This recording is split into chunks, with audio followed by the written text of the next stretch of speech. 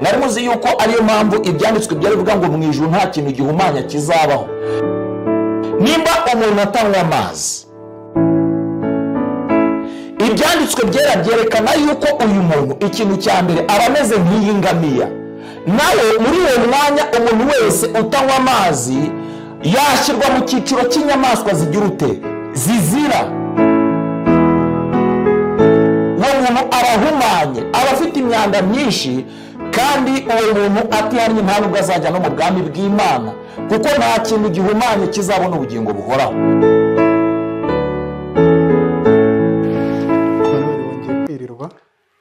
Wiriwe Bernard.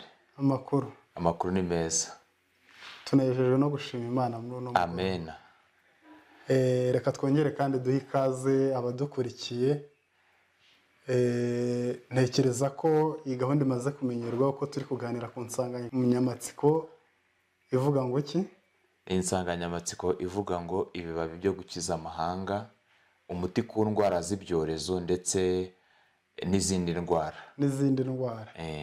Uyu munsi ndabona tugiye kuganira ku kamaro k'amazi meza. Ubu tugiye gutangira kubiganiraho mu buryo bwagutse, kuko icyigisho cya mbere cyabanje cyari icyigisho kibanziriza ibindi, kitwereka umurongo ukubiyemo yuko ibintu bishoboka.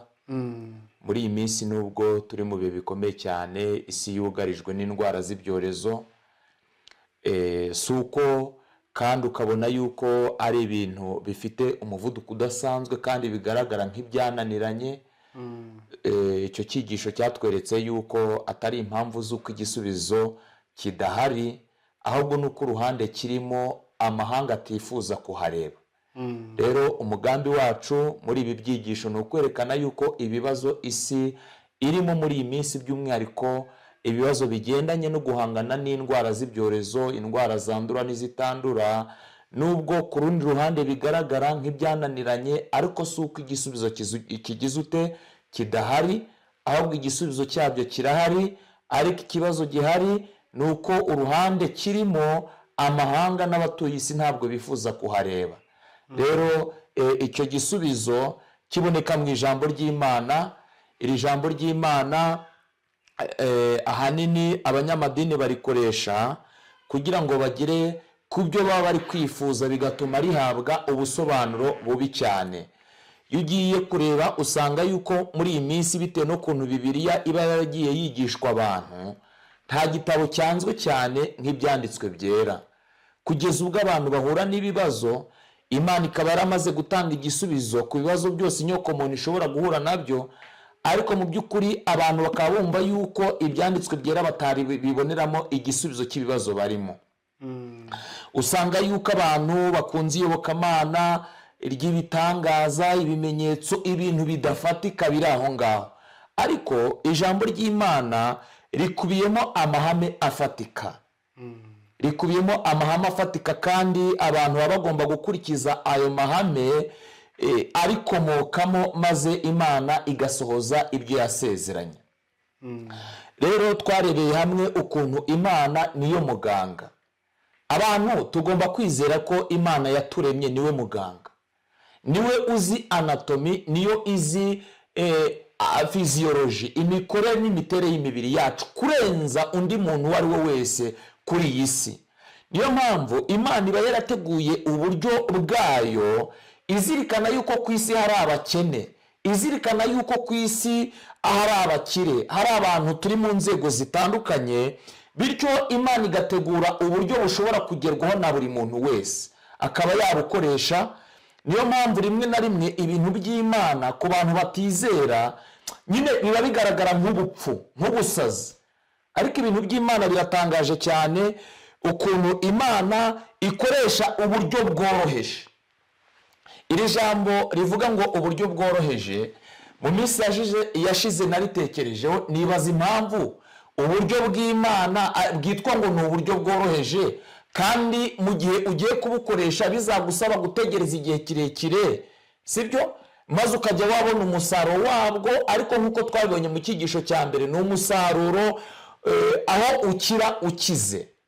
ariko kuki byitwa ngo ni uburyo bworoheje bwo kuvura, mu gihe ujya kwa muganga mu minota 15 ukagenda bakaguhereza ibinini, mu mwanya muto ibyo binini bigahita ko bigabanura umuvuduko w'amaraso ariko bizagaruka, isukari ikagabanuka ariko izagaruka, sibyo? Ikibazo kigasa nkaho cyoroshye ariko kizagaruka. None ukibaza ngo ubu buryo bukoresha amahame 8 ngo nibwo buryo bworoheje. Kuba byoroheje bisobanuye iki? Ntekereza ko turaza kurushaho kugenda tubibona. Reka dusabe ubuyobozi bwa Mwuka Wera kugira ngo buze kubana natwe. Reka tubanze dusenge. Yego. Turagushimiye cyane Data wera wo mu ijuru. Izina ryawe ryera rihabwe icyubahiro. Amen.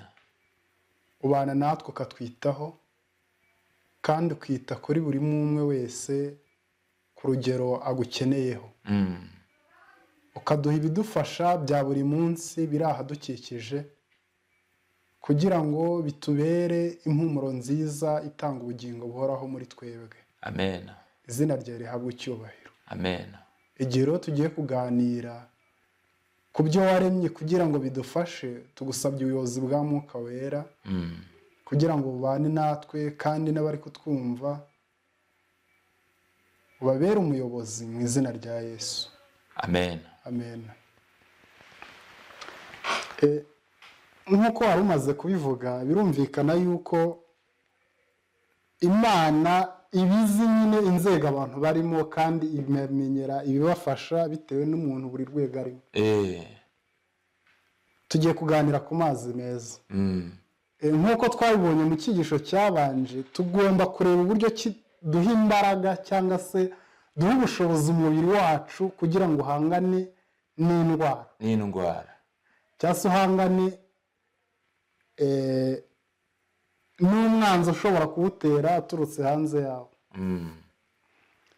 None n'uburyo ki ayo mazi meza ashobora gufasha umubiri kugira ngo ugire imbaraga. Nicyo kintu tugiye kureba muri iki cyigisho, ni gute umubiri, amazi ari ingenzi ku buzima bw'umuntu cyane. Rimwe na rimwe abantu barayasuzugura.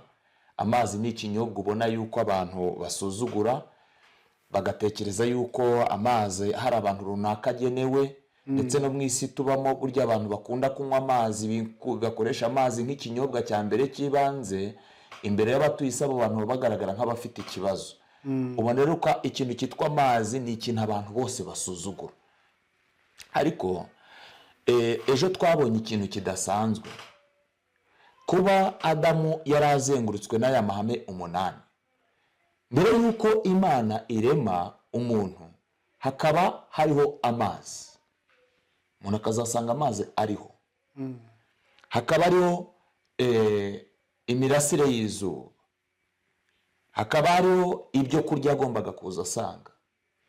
Hakaba hariho umwuka mwiza. Ibyo bintu byose byabayeho, byagombaga kubaho umuntu ataragira ute? Ataraba. Mu kanya turaza kubona nanone ko umuntu amaze kubaho yahawe ikiruhuko. Amaze kubaho abwirwa kwirinda. Amaze kubaho abwirwa gukora imyitozo ngororamubiri. Amaze kubaho abwirwa kwiringira ubushobozi bw'Imana. Sibyo? Kuko Satani yashatse gushuka Adamu na Eva babwira yuko Imana itazakora ibyo yavuze. Abyumvise bisobanura ngo nta bushobozi ifite bwo gukora ibyo yageze ute yavuze. Bityo kutiringira ubushobozi bw'Imana buriya nibyo byatumye Adamu na Eva bakora iki? Icyaha. Kuko batekerezaga inzoka yababwiye ko Imana itazakora uko yagize ute? Uko yavuze. Rero iyo udakoze icyo wavuze, bisobanura ko icyo kintu nta bushobozi ubugize ute uba ufite. Rero ibyo bintu byose hari amategeko 4 bahawe Adamu atararemwa, nanone 4 bayahabwa Adamu yaramaze kuremwa. Aya mategeko 8 Adamu yicaramo hagati. Amaze kwicaramo hagati icyo bisobanuye, it is empowering. Ni ukuvuga ngo hari interaction igomba kubaho hagati y'umuntu na environment n'ibimukikije. ihuriro rigomba kubaho hagati y'umuntu n'ibimukikije. Bishatse kuvuga ngo nubwo Adamu yaremwe agashyirwa hagati y'ayo mategeko akabaho ngaho, ntabwo ibyo bisobanura ko Adamu ari selfish, ari umuntu uzaba hari nyamwigendaho. Ahubwo agomba gukora interaction, agomba kurisivinga, agomba kwakira no gutanga. Birimo kumvikana. Kandi kwakira no gutanga niryo hame rigenga gahunda y'Imana. Inyanja zigomba kwakira amasoko y'imigezi, kandi nazo zikongera zigatanga andi mazi. Usanga yuko buri kintu cyose, inyoni mu kirere zirakira zigatanga, buri igihingwa kirakira kigatanga, buri kintu cyose cyaremwe n'Imana gikurikiza ihame ryo kwakira no gutanga. Bityo rero ibyo bintu byari bizengurutse Adamu, ibyo bintu Adamu byamukikije bigendereye empowering, sibyo? Bigendereye kumwunganira no kumushyigikira, kumuha imbaraga. Ni ukuvuga ngo ibyo bintu Adamu aramutse abibuze yahura n'ikibazo giteye ubwoba. Ni nko gusenya creation. Aya mategeko 8 kuyakuraho ni ugusenyura irema. Aya mategeko 8 y'ubuzima uvuze ngo uyakuyeho ni ugusenyura ubumuntu, kuko ubuzima ntibubaho aho bino bidahari. Ubuzima ntibushoboka aho bino bidahari. Imana ikiza kubona yuko ubuzima bwashoboka bino bidahari, ibyo bintu iba yaregeze ibikora. Rero iki kintu cyumvikane neza. Icyerekezo cy'ibyigisho byacu ntabwo duhanganye na virusi ziriho ku isi. Twebwe tugendereye umuntu. Nibifasha umuntu, ntabwo dutagetinga uburwayi, ahubwo turareba umuntu. Imbaraga rero zikwiriye gushyirwa ku muntu kugira ngo umuntu ahabwe ibimukwiriye, umubiri we uhorane imbaraga n'ubushobozi bwo kuba uhangana n'ibigize ute n'ibiturutse hanze bije kuwangiza. Nicyo cyerekezo ibyigisho byacu birimo. Niyo mpamvu tugiye gutangira ku mazi meza. Mbese amazi meza ashobora kudufasha ute mu guhangana n'uburwayi? Amazi meza ashobora kudufasha ute mu kugira amagara mazima, mu kongera ubushobozi umubiri. Rero ari ikintu nshaka kubwira abantu baduteze amatwi muri iki cyigisho. Aya mategeko 8 asaba yuko aba amahame agenga ubuzima bwacu, atari ku munsi umwe twarwaye. Ntabwo ari ibintu dusabwa gukora mu gihe twarwaye, ahubwo ni ibintu dusabwa guhindura lifestyle. Ni ibintu dusabwa guhindura amabwiriza tugiye kwiga. Ntabwo ari amabwiriza akwiriye gukurikizwa mu gihe cy'uburwayi gusa ngo umuntu abijugunye.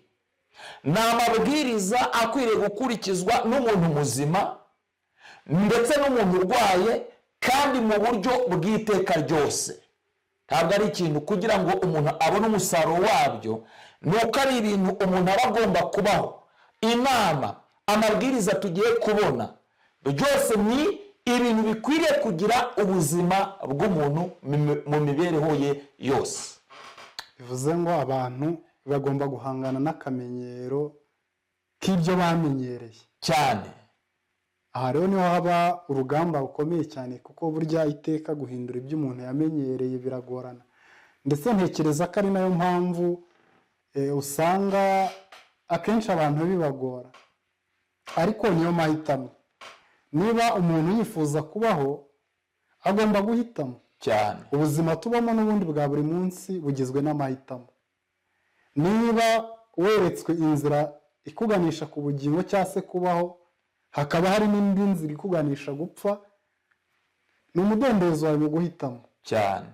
Kandi nk'uko twagiye tubibona, Imana yacu yatubereye nziza, yatweretse icyiza tugomba guhitamo n'ingaruka zacyo. Itwereka n'ikibi tugomba guhitamo n'ingaruka zacyo. Reka tujye mbere turebe akamaro k'amazi.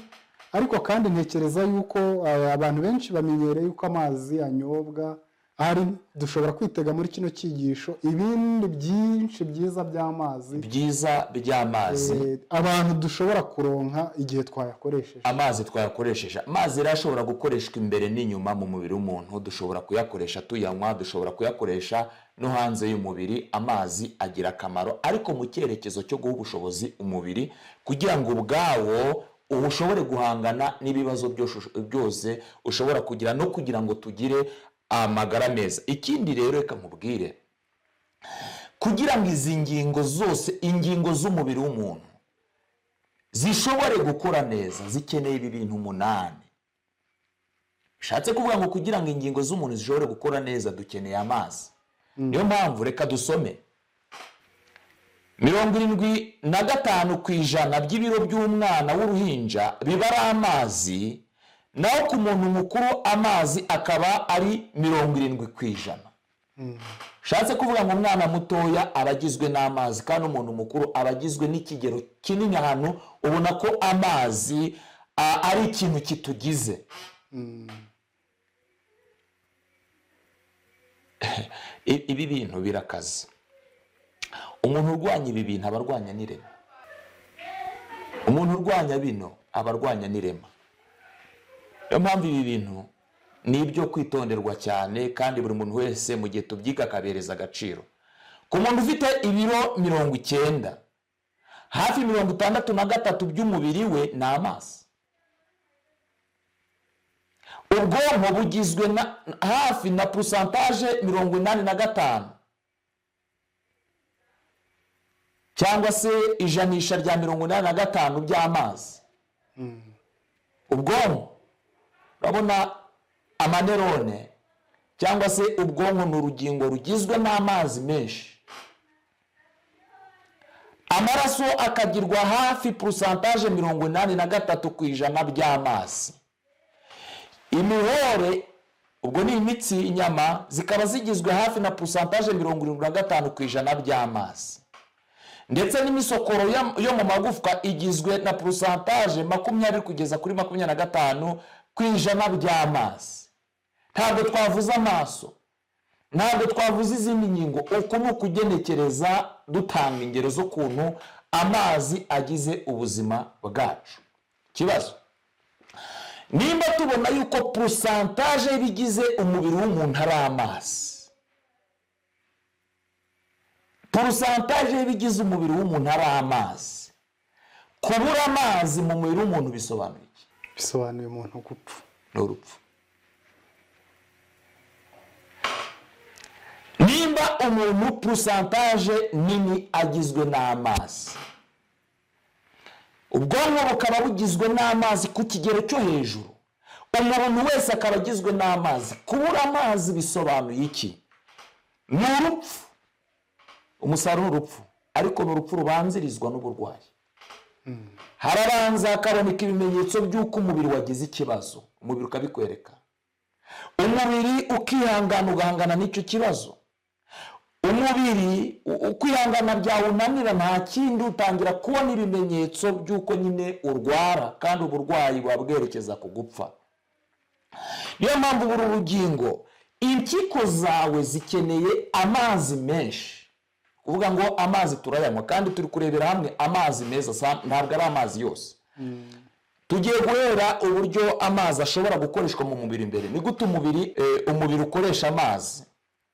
Amazi afite akahe kamaro mu mubiri w'umuntu iyo turimo kuyanywa? Ariko mbere yuko dusobanura ibyo, reka tugire amagambo dusoma ahangaha. Umubiri w'umuntu utakaza nibura uturahure 10 tw'amazi buri munsi. Aya mazi atakarira mu mubiri w'umuntu. Abashobora kurira baba barize. Ababiri cyunzwe tuba twabize, buriya n'icyunzwe dutakaza amazi. Kandi buriya uyu mwuka duhumeka nawo tuba turi gutakaza iki? Amazi. Ku musarani, mu nkari dutakaza amazi, mu mwanda dutakaza amazi. Ushobora kuba ufite ikibazo cy'uburwayi ukaruka ugatakaza amazi. Mu macanswe dutakaza amazi iyo ducira. buri gihe cyose usanga yuko hari uburyo bwinshi dutakazamo amazi.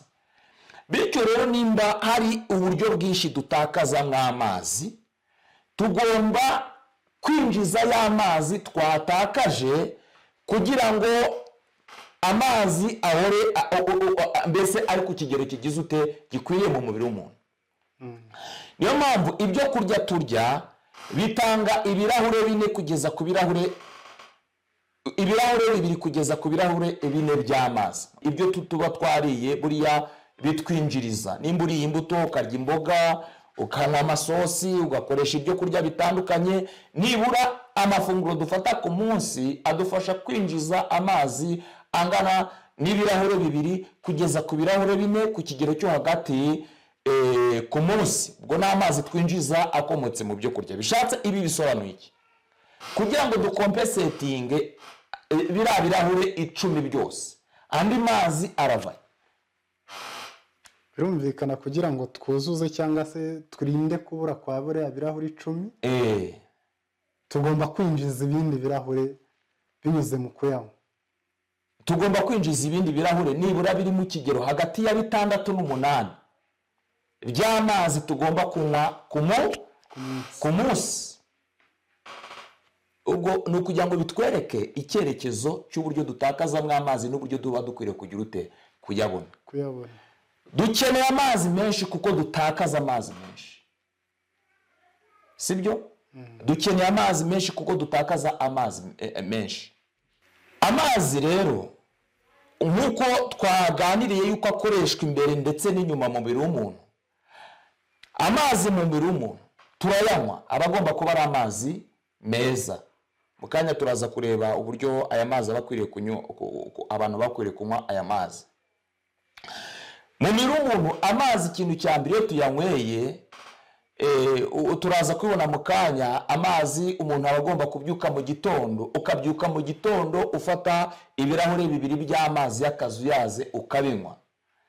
Aya mazi nta kindi kintu akora. Mbere ukibyuka, ikindi kintu yewe na mbere yo kuborosa, ni byiza kunywa amazi na mbere yo kuborosa mu gitondo. Ukibyuka mu gitondo fata amazi y'akazuyaze. Amazi y'akazuyaze ushobora kuyabona, hari amazi waraje muri teremusi kuba bishobora, hari n'andi dushobora kuraza mu kabido cyangwa ahandi uba wayaraje, maze ya mazi tukayavanga. Twamara kuyavanga tukabona amazi y'akazuyaze ibirahure 2 umuntu wese aba agomba kubyuka mu gitondo anywa.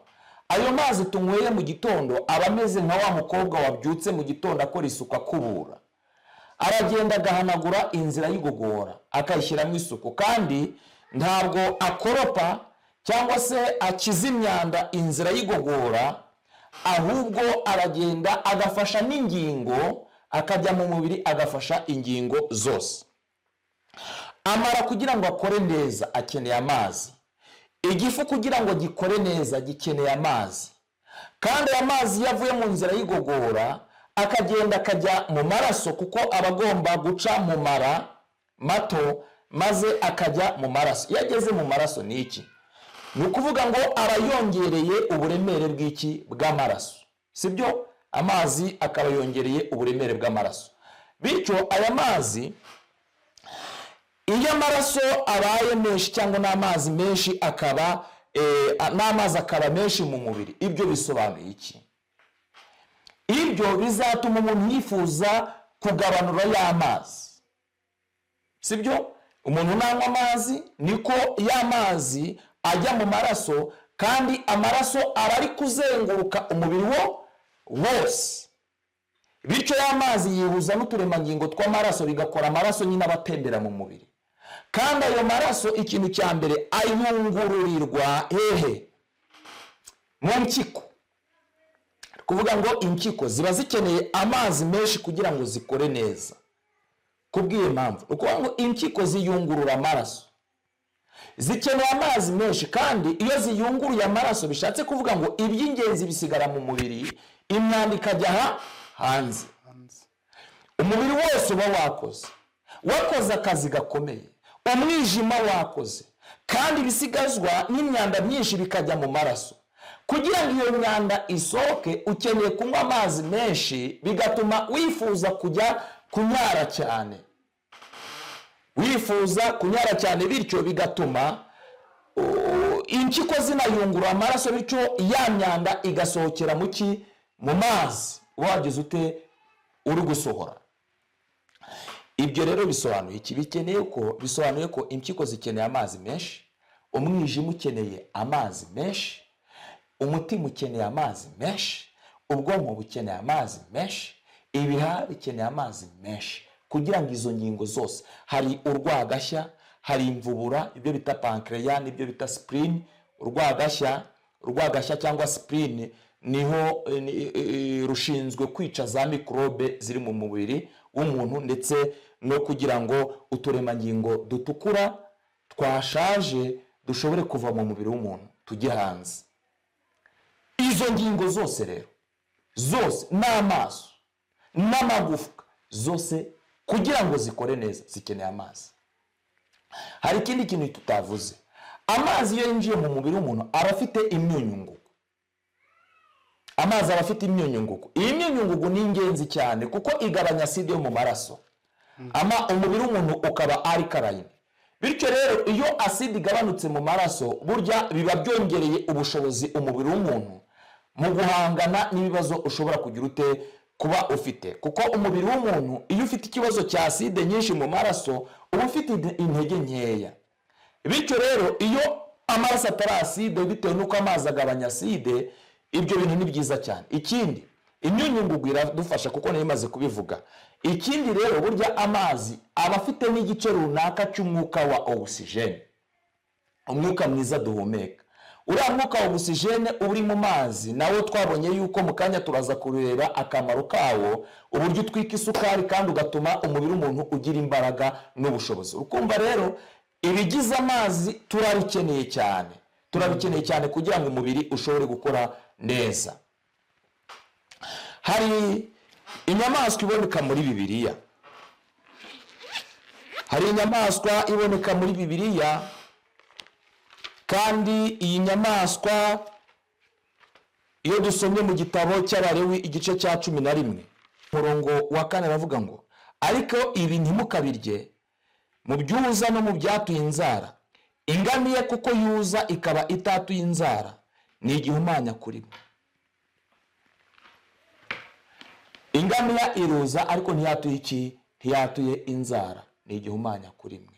Rero iyo ibyanditswe byera bigaragaza yuko ingamiya buriya kuba itatuye inzara biterwa n'ahantu iri, sibyo? Biterwa n'ahantu ibigize ute ubuzima bwabo babushingiye. Kuko kutatura inzara kwayo kw'ingamiya buriya birayifasha cyane kugira ngo ishobore kuba ahantu ibituye cyangwa se ahantu ibiri, no kugira ngo ishobore kugenda. Ingamiya zikunda kuba mu butayu. Rero kutatura inzara kwayo n'ubuzima bwayo bushingiye ku birenge bifite bitatuye inzara biyifasha kugenda ku mucanga ushyushye wo mu butayu. Ikindi twigira kuri iyi ngamiya kinayishyira iyo tugiye mu kintu kijyanye n'imirire. Ubundi inyamaswa mu mibereho y'ingamiya ndetse n'imirire yayo, uzasanga yuko ingamiya ni inyamaswa bitewe n'uko iba mu butayu kandi kubona amazi bikaba biyigora. Ni inyamaswa gutakaza amazi bitajya bigira ute bipfa gukunda. Ni ukuvuga ngo uburyo iba imenyereye kuba mu butayu hataba amazi, ni uburyo butuma idatakaza amazi. Kimwe muri ibyo ngibyo rero ingamiya buriya igira amara manini maremare cyane, kubera ko mu amara manini maremare atuma ingamiya idashobora gutakaza amazi. Icyo ni kimwe. Uburyo ifite amaguru maremare ikaba ari ndende, bigatuma idashobora kwegera ku bushyuhe bwo hasi bwo mu butayu, nabyo birayifasha kudatakaza amazi. Kiriya gipfupfu cyo ku mugongo kigize urugimbu, nabyo birayifasha kudatakaza amazi. Ni ukuvuga ngo uko ingamiya ibaho mu butayu ni ubuzima butuma idatakaza amazi. Ibyo rero kuba ingamiya idatakaza amazi nanone birayijyana bikayishyira mu cyiciro cy'inyamaswa zigira ute, zizira. kubw'iyo mpamvu inyamaswa idatakaza amazi bishatse kuvuga ngo nimba udatakaza amazi nta n'ubwo imyanda ikuvamo, nicyo bisobanuye. nimba ingamiya idatakaza amazi nta n'ubwo imyanda igira ute, iyivamo. kuko iyo amazi abaye menshi mu mubiri w'umuntu, umuntu yifuza kuyagira ute, kuyasohora. iyo wifuje kuyasohora, burya amazi ntabwo asohoka yonyine mu mubiri w'umuntu, asohokana n'imyanda iri hehe, iri mu mubiri. iyo rero utakoresheje amazi bituma na ya myanda ikomeza kuba iri mu mubiri w'umuntu, sibyo? bityo rero ingamiya iri mu cyiciro gihumanya. n'abantu bose ntabwo abo bantu ari ingamiya. n'abantu bose batanywa amazi ubuzima bwabo buba bumeze nk'ubw'iyi ngamiya. nabo imyanda baba bafite imyanda myinshi cyane mu maraso yabo, baba bafite imyanda myinshi mu maraso yabo, kubera yuko binyuze mu kunywa amazi nibwo umubiri ushobora gutakaza ya myanda. ariko iyo abantu batanyweye ya mazi, imyanda iguma mu maraso y'umubiri. bityo kandi ya myanda iri mu maraso, kandi amaraso ntabwo aba ahantu hamwe, aratembera, atemberana ya myanda. kuko nimba umwijima ucagaguye ibyo kurya twariye, ibisigazwa n'imyanda uhita kusuka mu maraso. nimba ibyo bintu bigejeje mu maraso, ntitunywe amazi ngo impyiko ziyungurure bya bintu bijye hanze, ya myanda iguma mu maraso. kandi amaraso ntaba mu mwanya umwe, aratembera agera ku ngingo zitandukanye, bityo ya myanda ikagenda igezwa ku ngingo zigize ute, zitandukanye. bityo ntabwo ikibazo impyiko zigira ikibazo ari zonyine gusa, ahubwo ni ingingo zose z'umubiri w'umuntu. rero iyo tugeze mu bya mwuka ndetse n'intekerezo, amaraso yanduye buri gihe cyose ahita ko atera igihu ubwonko. iyo amaraso yanduye ahita ko atera igihu ubwonko, ndetse n'ubwo umuntu yakiga ibintu by'Imana bikaba nta hantu bishobora gufata. mwari muzi yuko ariyo mpamvu ibyanditswe byari bivuga ngo mu ijuru nta kintu gihumanya kizabaho. nimba umuntu atanywa amazi, ibyanditswe byera byerekana yuko uyu muntu ikintu cya mbere aba ameze nk'iyi ngamiya. nawe muri uwo mwanya umuntu wese utanywa amazi yashyirwa mu cyiciro cy'inyamaswa zigira ute, zizira. uwo muntu aba ahumanye, aba afite imyanda myinshi, kandi uwo muntu atihannye nta nubwo azajya no mu bwami bw'Imana, kuko nta kintu gihumanye kizabona ubugingo buhoraho, nta kintu gihumanye kizajya mu ijuru. abantu benshi cyane batekereza yuko kutanywa amazi kwabo kandi ari abakirisito ibyo bintu Imana itabyitaho. ariko nimba utanywa amazi, menya ko bukora icyaha, kandi n'ubwami bw'Imana ntabwo uzabujyamo, kubera yuko muri wowe urahumanye bitewe n'imyanda myinshi cyane ikurimo itajya isohoka. bityo rero bikugiraho ingaruka mu bya mwuka, ugasenga ibintu ntibigire aho bifata, ubwonko bwawe bukamera nk'aho bwagagaye, ingingo zawe zose zikamera nk'aho zagagaye. kubura amazi kwako bigatuma zinakora nabi, zinahuzagurika. nshuti muvandimwe, amazi ni ingenzi cyane. uratekereza yuko ubushyuhe umuntu agira bwa dogere 37 byose buriya bushyuhe bubungabungwa n'amazi. buriya kugira ngo duhere dufite dogere 37, amazi niyo yicara agira ute. iyo dushyushye cyane, amazi niyo agabanura ubwo bushyuhe, abashyuhe. ni ukuvuga ngo ubushyuhe mu mubiri w'umuntu buregerwa n'amazi. rero amazi ni ingenzi cyane. turi gushishikariza abantu kwiga kumenya gukoresha amazi. ubwo ni mu mazi mu mubiri w'umuntu, amazi mu mubiri w'umuntu. rero ikindi turaza kubona ni uko ushobora kubaza ati mbese ni gute umuntu ashobora kumenya ingano y'amazi umuntu yanywa. biroroshye cyane. ingano y'amazi ushobora gufata, nibura ufata ibiro byawe ukabigabanya 30. iyo ugafashe ibiro byawe ukagabanya 30, uhita kubona umubare ubonye, inyuma yawo ushyiraho litiro. urugero, niba ufite ibiro 60 ukagabanya 30, turabona kabiri. ako kabiri shyiraho litiro, bishatse kuvuga ngo uba ugomba kunywa litiro 2 z'amazi. niba ufite ibiro 90, umuntu aba agomba kugabanya 30, ubwo ni litiro 3.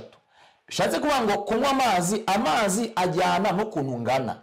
ntabwo abantu twese tunywa amazi angana, ahubwo abantu tugenda tunywa amazi ajyanye n'ibiro umuntu afite. Ubwo n'amazi umuntu wese aba agomba kunywa ku munsi, niba ufite ibiro 90 uba ugomba kunywa litiro 3 ku munsi. Ariko mbere y'uko dusoma inyandiko z'umwuka w'abahanuzi, reka tunarebe ku kintu kijyanye n'uburyo amazi ashobora gukoreshwa inyuma. Nk'uko turaza no kubisoma, amazi ashobora gukoreshwa inyuma abantu biyuhagira.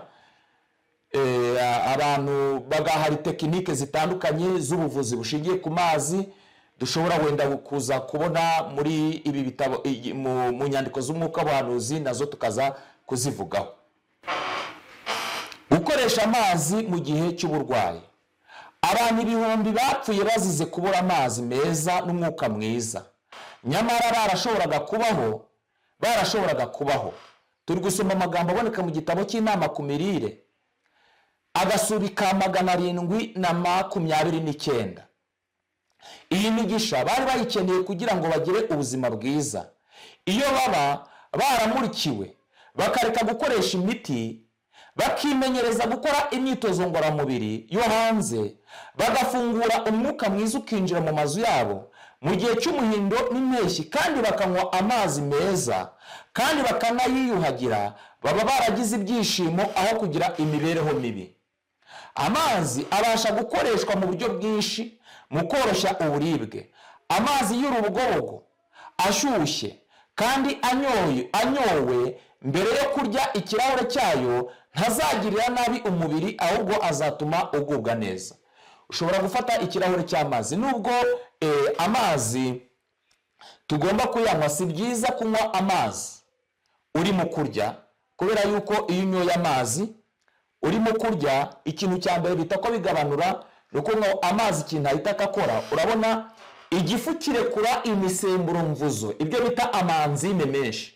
Buriya igifu iyo bavuga ngo kiri gusya, ntabwo igifu gisya nk'imashini zo mu ruganda, siko gikora nka ziriya mashini ngo ubone ko cyashyizemo ibintu. Ahubwo igifu kirekura uruzi,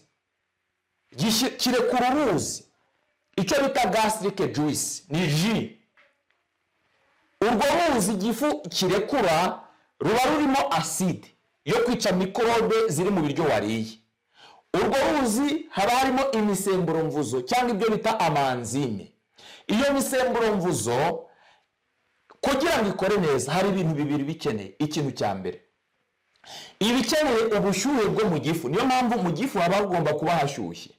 Icya kabiri, ibikeneye kuba iri konsantere cyane kugira ngo ishobore gusya neza ibyo kurya tuba twariye. Rero iyo umuntu anyweye amazi arimo kurya agasomeza ibyo kurya n'amazi, ikimubaho ni iki? Ni ukuvuga ngo ya ji wowe uyidiriwe, ni nko gufata ji ukayisukamo amazi, ubwo byitwa ngo iki? Gufungura. Ni ugufungura. Ya ji igifu kirekura kugira ngo icagagure bya byo kurya wariye. Wowe iyo unyweye amazi uri no kurya, ni ukuvuga ngo urufunguye ya ji, sibyo? Kandi ya ji irimo imisemburo mvuzo, amanzime akeneye kuba ari konsantere kugira ngo abe afite ubushobozi bwo gukora neza. Ikindi cya kabiri, ya mazi ukoresheje, inshuro nyinshi abasomeza amazi bakoresha amazi akonje. Ya mazi akonje, menya yuko ya misemburo mvuzo irahita icika intege, kuko iba ikeneye ubushyuhe ku kigero runaka kugira ngo ikore neza. Bityo rero ntabwo ari byiza gusomeza ibyo kurya ndetse n'amazi. Ku bantu bakunda kugira inyota barimo kurya, ni byiza gufata akarahure kamwe k'amazi mbere y'uko ufata amafunguro, kandi ayo mazi akaba ashyushye. Ntabwo ari amazi akonje, ni amazi akwiriye kuba ashyushye, ukayanywa mbere y'uko ufata amafunguro. Ikindi kintu abantu bajya bakora wenda ntavuzeho, ni ikintu cyo gushaka gufata amazi ukayisimbuza ibindi binyobwa. Icyo kintu ntabwo negeze nkivugaho, kandi ni ingenzi mu gihe turi kwiga iki cyigisho cy'amazi. Nubwo dushobora kunywa ibindi binyobwa, ariko amazi ntabwo akwiriye gusimbuzwa n'ikindi kinyobwa. Icyo kintu abantu bakizirikana. Ikindi, rimwe na rimwe abantu bajya bakunda buriya inzoga, niyo mpamvu abasinzi bakunda kunyara cyane. Uzabona yuko impamvu ibatera gukunda kunyara cyane nuko banywa alcohol. Alcohol ni icyo bita diuretics. alukoro ituma umuntu atakaza amazi mu mubiri. Niyo mpamvu abasinzi uko banywa inzoga niko banakenera kunyara cyane, kuko alukoro ituma impyiko zifunguka zikarekura amazi. Bityo reka nsubire mu iki kintu kugira ngo cyumvikane neza. Buriya amazi nubwo tuyanywa, hari amazi agarurwa mu mubiri w'umuntu, impyiko ziyagarura mu mubiri. Impyiko zirekura amazi bitewe n'ayo ziba zigize ute, ziba zifite ari mu mubiri. Ariko nanone impyiko ntabwo zibereyeho kugira ngo ziyungurure amazi gusa kugira ngo amazi ahite asohoka, ahubwo hari igice kigize impyiko gishinzwe kongera kugarura amazi mu mubiri w'umuntu kugira ngo tutabura amazi. Niyo mpamvu abasinzi batuma cya gice gishinzwe kugarura amazi, alukoro, kirafunguka, amazi yose ukayatakaza. Yumvikanye? Iyi siyansi irimo kumvikana.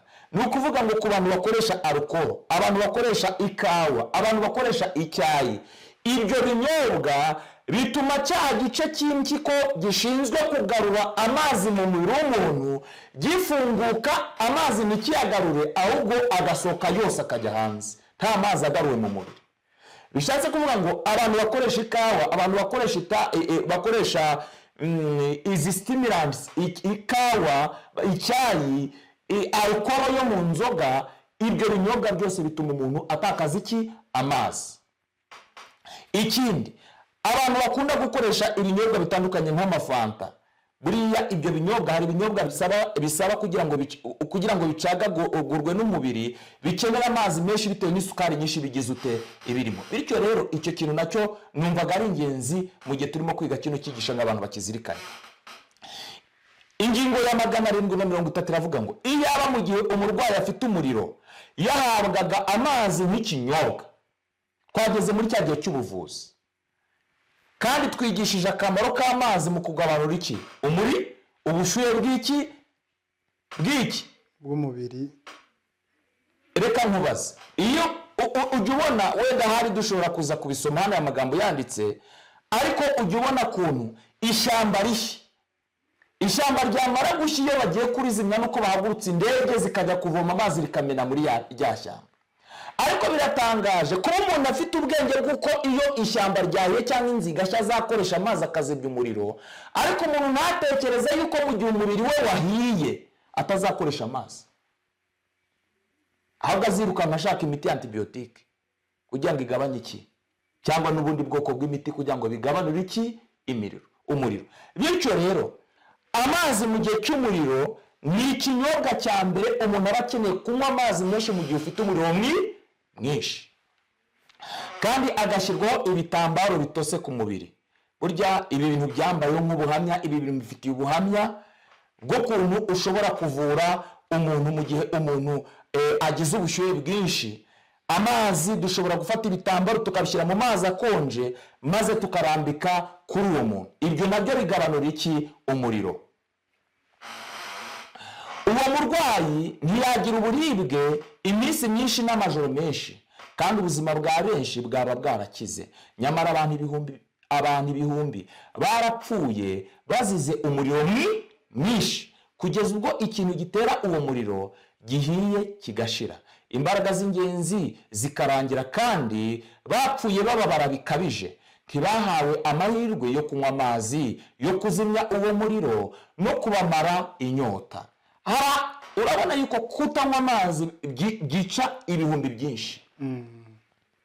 Amazi akoreshwa mu kuzimya umuriro utwika inyubako ntiyitabwaho mu gihe yagombaga kuzimya umuriro uba utwika ingingo z'imibiri y'abantu.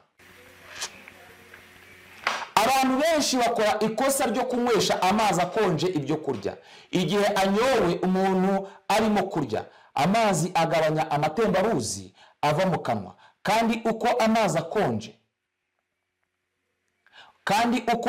akonje niko n'igifu kimererwa nabi. Amazi akonje cyangwa ibinyobwa bindi bikonje igihe binywesheje ibyo kurya bihagarika igogora, kugeza ubwo umubiri wongera kuzana ubushyuhe buhagije mu gifu kugira ngo gishobore gukomeza umurimo wacyo. Ibinyobwa bishyushye bica intege umubiri ababyimenyereza bibagira imbata z'akamenyero kabyo. Ibyo kurya ntibikenera ikinyobwa cyo kubimanura, ntibikenera gusomezwa. Murye buhoro buhoro kugira ngo amazi yo mu kanwa yivange n'ibyo kurya. Amazi uko aba menshi mu gifu, niko igogora ry'ibyo kurya rirushaho kurushya igifu, kuko amazi aba agomba kubanza gushira. Ntimukarye umunyu mwinshi, nimureke gukoresha kokombure zo mu macupa. Ntimugashyire mu gifu icyo kurya cyose kirimo urusenda rwinshi. Murye amatunda hamwe n'ibyo kurya, bityo inyota yo gushaka kunywa mu gihe cyo kurya izashira. Abantu bajye bakunda kurya amatunda mbere y'uko bafata amafunguro. Iyi nyota yo gushaka amazi mu gihe cyo kurya izagira ute? Izashira. Ariko niba bibaye ngombwa ngo inyota igabanuke, mwanywa amazi meza mbere cyangwa nyuma y'akanya runaka mugiye cyangwa mumaze kurya, nk'uko umubiri ubikeneye. Nimba ugiye kunywa amazi, kubera ko igogora twabonye yuko rimara amasaha ari hejuru y'abiri, ni byiza inyuma y'amasaha abiri nimba utanyweye amazi. Iyo unyweye amazi mbere y'uko ufata amafunguro, uba ugomba kumara nk'iminota 30 kugira ngo ya mazi atambuke, sibyo? Hagashira akanya runaka kugira ngo amazi atambuke. Iyo ufashe amafunguro utanyweye amazi ahagije, biba byiza iyo yanyweye nyuma y'amasaha abiri kugira ngo ya mazi ataza guhura n'aya mafunguro bikiri mu gifu.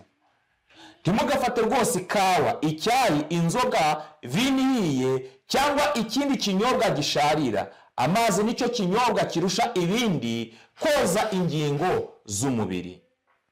Gukoresha amazi mu buryo bwo gukanda umubiri ni imwe mu nzira zoroshye yo gutuma amaraso agenda neza mu mubiri. Kwiyuhagira amazi akonje cyangwa se y'akazuyaze ni umuti utangaje w'amavunane.